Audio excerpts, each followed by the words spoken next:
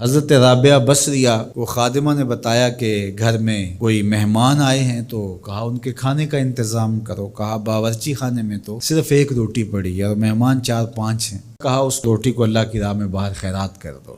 کہا ٹھیک ہے، کر دیا۔ تھوڑی دیر کے بعد دروازے پہ دستک ہوئی، پوچھا من دق الباب، کون ہے دروازے پہ؟ کہا فلاں کا فرستادہ غلام ہوں، ہمارے آقا نے آپ کے لیے کھانا بھیجا ہے۔ خادمہ نے کھانا وصول کیا، حضرت رابعہ کو بتایا، کہا لاؤ ذرا۔ دیکھا، کپڑا اٹھایا تو وہ 5 روٹیاں تھیں۔ کہا اس کے آقا نے کسی اور گھر بھیجا ہوگا، غلطی سے ہمارے گھر آ گیا ہے، یہ کھانا واپس کر دو۔ کھانا واپس کر دیا۔ پھر تھوڑی دیر کے بعد دروازے پہ دستک ہوئی، پھر پوچھا دروازے پہ کون ہے؟ کہا میں فلاں کا غلام ہوں، میرے آقا نے آپ کے لیے کھانا بھیجا ہے۔ خادمہ نے وصول کیا، حضرت رابعہ نے کہا ذرا لائیے، دیکھا تو 7 روٹیاں تھیں۔ کہا اس کے آقا نے کسی اور گھر بھیجا ہوگا، یہ غلطی سے ہمارے گھر آ گیا، اس کو بلاؤ اور واپس دے دو۔ تھوڑی دیر کے بعد پھر دروازے پہ دستک ہوئی، پوچھا من دق الباب، کون ہے، کون دروازے کو کھٹکھٹا رہا ہے؟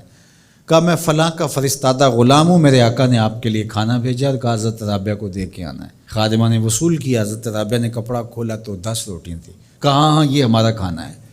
کہا کہ پہلے 2 بھی تو یہ کہتے تھے۔ کہا کہ میرے رب کا وعدہ ہے جو 1 دے 10 دیتا ہوں۔ تو پہلے 5 تھیں، پھر 7 تھیں۔ میں نے کہا مالک 10 پوری کرے گا تو تیری بندی وصول کرے گا۔